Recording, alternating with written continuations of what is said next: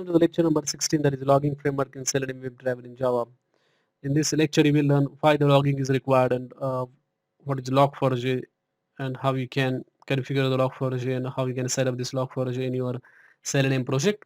So first of all, let me explain what is logging. So logging is required to send the log messages or the important information into the log file, so that after the automation execution ends, we can go to that file and then check what all messages are there in that file, and that can help you to troubleshoot the problems in the automation project. So we will be using log4j framework, and for that we will need to add the dependency for the log4j. So if you go to pom.xml, you will notice that I've added this particular dependency for the log4j.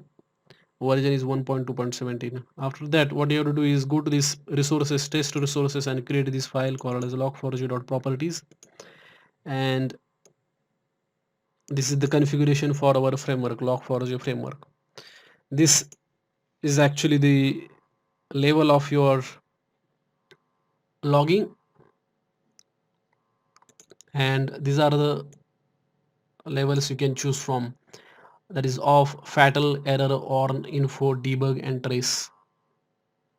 When you set your level as off, nothing will be printed, like no message will be printed. If you set your log level as info, all the messages that are of this level, and warn, error, fatal, off, like up to this, all these messages will be printed. So which are at higher level, all those messages will be printed, so from the given logging level. So this is the logging level, and these are the appenders. So we have created two appenders. One is will send the message to the standard output, and another will send the messages to the file. So this is the setting for the file appender, this is the setting for the console appender or the standard output appender. Then here we have specified that it is a file appender, and we have specified the name of the file. Then here we have specified the pattern in which we want to send the messages, and the same settings are there for this console appender as well.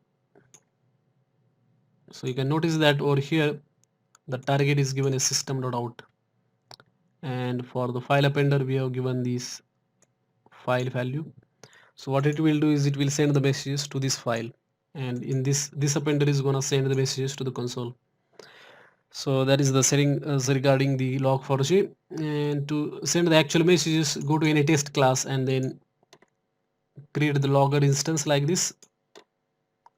So you will notice that this logger is actually the class from this framework, and you need to instantiate that using get logger method, and you can pass your class name over there. This is my logger class.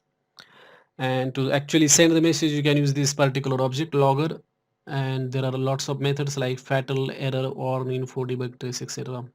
So if you run this particular code, what will happen is it will send these messages up to the info, because we have set the log level as info. So when we set the any log level, all the messages that are at that level or higher level will be printed.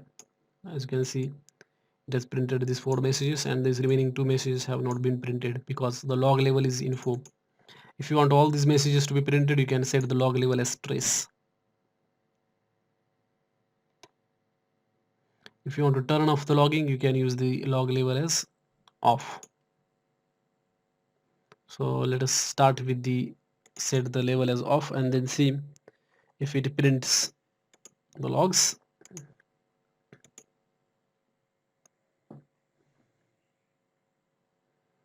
Since it is off, it will not print any messages over there.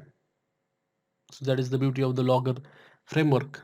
So that was the console appender, and this file appender, as I said, these logs will be sent to the mylog4j.log. So there you can see that there is a one file that is created, and the messages have been added over there.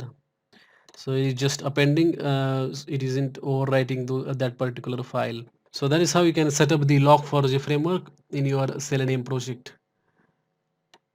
That ends our lecture number 16, that is logging framework. We have seen in this lecture how to add the log4j dependency in the Maven project, and then set up or configure the log4j properties file, and then how to set the logging level, and how to set actual messages to the file appenders or the console appenders. I hope you enjoyed this lecture, and stay tuned for more lectures on Selenium on this channel.